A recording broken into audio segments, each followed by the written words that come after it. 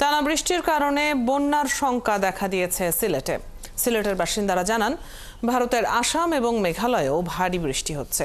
এর পানিও নেমে আসছে সিলেটের নদীতে। এরই মধ্যে নগরীর বেশ কিছু এলাকায় জলাবদ্ধতা দেখা দিয়েছে। আর সিটি কর্পোরেশন বলছে, বন্যা মোকাবেলার প্রাথমিক প্রস্তুতি তাদের আছে। সাকিব আহমদ মিঠুর প্রতিবেদন।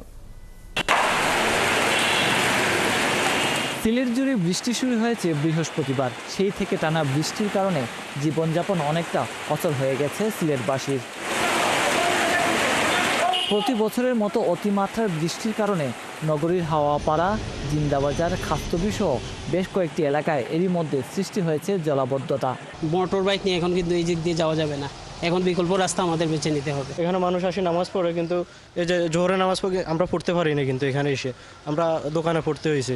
এখন আমি খাওয়াতে দিতে পারছি না, আগে অর্ধেক থেকে ফিরে এসেছি পানির পরিমাণে। আগে আমাদেরকে সচেতন হইতে হবে। শুধু সিটি কর্পোরেশনের ড্রেন পরিষ্কার করলেই জলাবদ্ধতা নিরসন হইতে না জীবন। বাসিন্দারা বলছেন, ভারতের মেঘালয় অঞ্চলেও বৃষ্টি হচ্ছে। এর প্রভাবে সিলেটে বিভিন্ন নদ নদীর পানি দ্রুত বাড়ছে।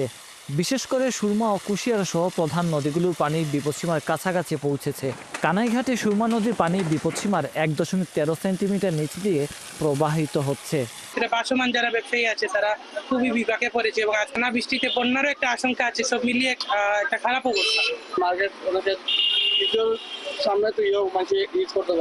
এ নিয়ে সিলেট সিটি কর্পোরেশনের প্রধান প্রকৌশলী জানান, বন্যা থেকে শহর রক্ষার নানা পরিকল্পনা করা হচ্ছে। পাশাপাশি প্রাথমিক বন্যা মোকাবেলায় প্রস্তুতি তাদের রয়েছে।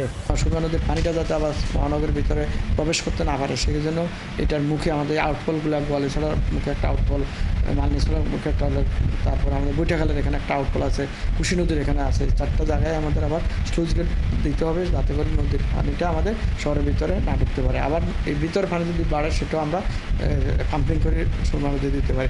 সচেতন নগরবাসী মনে করেন, সিলেটের বন্যা এবং জলাবদ্ধতা নিরসনে পানি উন্নয়ন বোর্ড সহ সবাইকে একসাথে কাজ করতে হবে। সাকিব আহমদ মিঠু, 71 সিলেট।